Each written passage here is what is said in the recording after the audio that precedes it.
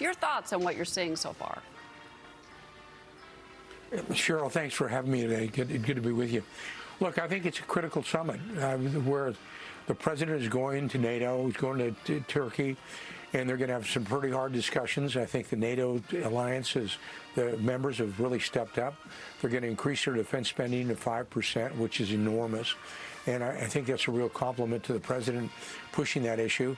They're going to buy American goods. Look, we have proven repeatedly in the Gulf War the superiority of American weapons in development, and our defense industry should be really proud about that. And I think we need to increase our defense industry, get it bigger.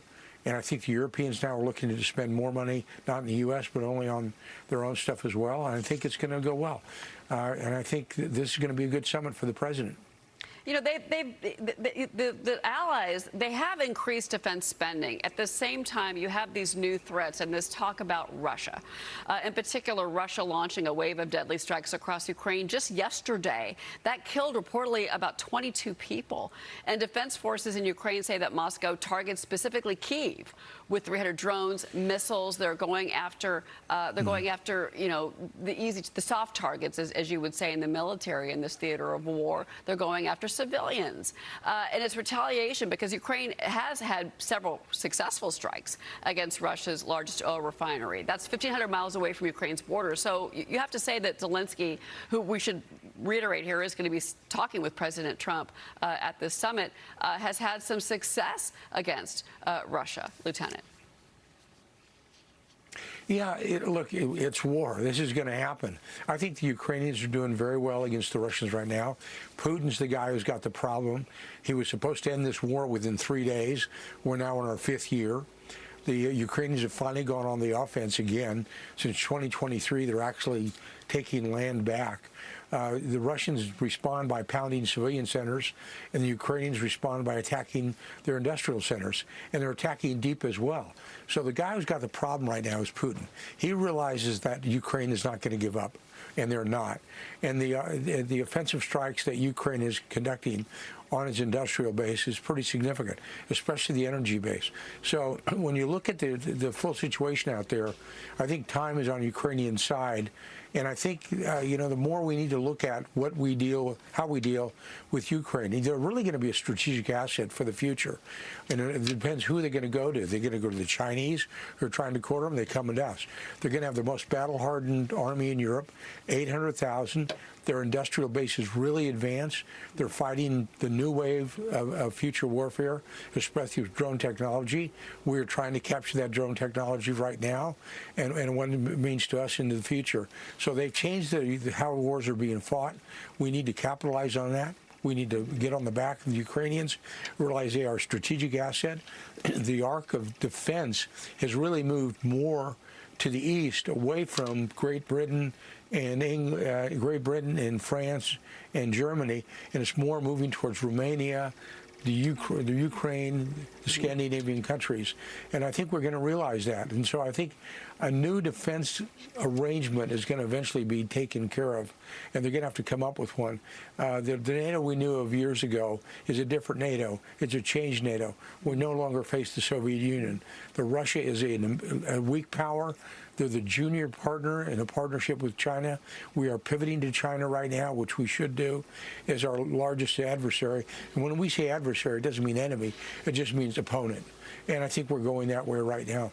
You're talking about multiple theaters of war, Lieutenant General, and my apologies. No disrespect to you, sir, and your rank. But, you know, one of the things that we're dealing with right now, of course, the immediate threat is Iran. You know, Tehran's military reportedly fired at least 2 missiles at commercial ships overnight in the Strait. You know, and Iran is claiming this Qatari oil tanker, ignored repeated warnings. You know, and then you've got the British military now saying overnight that one of its tankers that was traveling near the coast of Oman, I think that's important, caught fire because it was struck.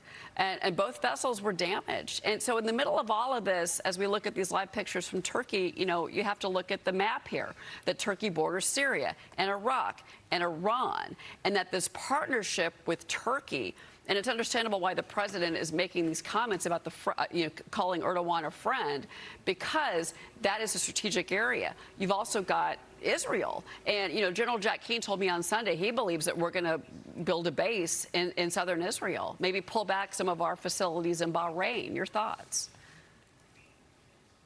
Yeah, look, with the Iran issue right now, I'm not a big fan of the negotiations we've got going on right now. It looks like the Iranians think they're negotiating as equals. They're not an equal. And I believe in simplicity. It's a great principle of war. And I'd really take that 14-point MOU, and all those points cover basically what needs to be done, and break it down to 3 areas. Number one, the nuclear issue. The president has been very dynamic. He's been aggressive. He's the first president that's done something about it. And say to the Iranians, look, point number one, the IAEA is going to go in there with U.S. Investigators. We're going to get a hold of the enriched uranium. We're going to bring it out. We're going to make sure you don't have the centrifuges to make more, and you're going to have to accept it. That's point one.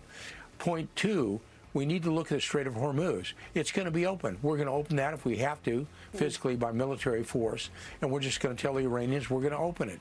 And then take some of their money that they've got hidden, or not hidden, but frozen, and actually use that and change the rules of that to take care of any of the fleet that has been sunk or has problems with it. And the third point is you've got to lay off supporting hurting your neighbors. We no longer support Hamas. We no longer support Hezbollah. That's meaning you don't support them anymore. And basically say to if you attack the neighbors, it's attacking us. We don't tell them what the result's going to be. We just boil that down to 3 points. These are the 3 points we're going to go to, not the 14 points. We get to the end state. We tell Arachi that, who's their foreign minister. We tell Ghalibaf that, who's the speaker of their parliament. They're the key negotiators. That's who it's going to be. Okay. Leave it at that. All right. Lieutenant General Keith Kellogg, sir, always a pleasure to speak with you. Thank you so much for joining me during this breaking news. Appreciate your time, sir. We're going to be right back.